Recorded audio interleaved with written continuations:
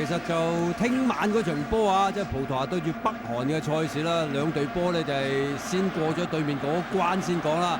好啦，呢個波一推咗大話呢70碼噶啦，可唔可以射埋佢啊？謝雲路窄角度撈翻住先，冇出底線。咁但係呢，就係佢自己一個人帶上嚟，而家呢啲支援呢，即係先至嚟到啊！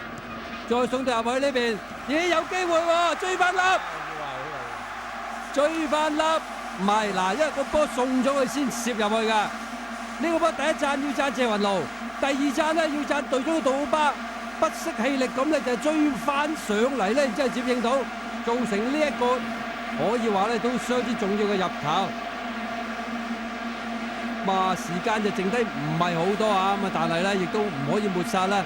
哥特迪瓦咧可以令到巴西隊咧係有多一啲嘅危機嗱，因為好明顯個波送咗先走入去㗎，完全冇越位㗎。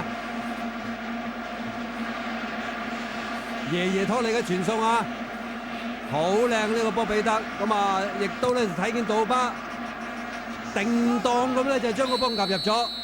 嗱，完全咧即係嗱，佢知道自己冇越位嘅情況底下冇操之過急啊，唔係話擒碌，揾一個咧就有角度嘅位置頂個波落地下，搞掂。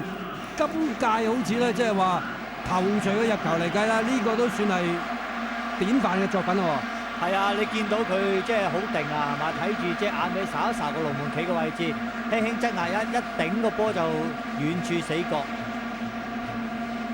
其實上半場杜巴都已經頂過一球㗎啦，下半場嘅時間啊，早段嘅時間都頂過一球㗎啦，但係就嗰球就有斜出咗啦。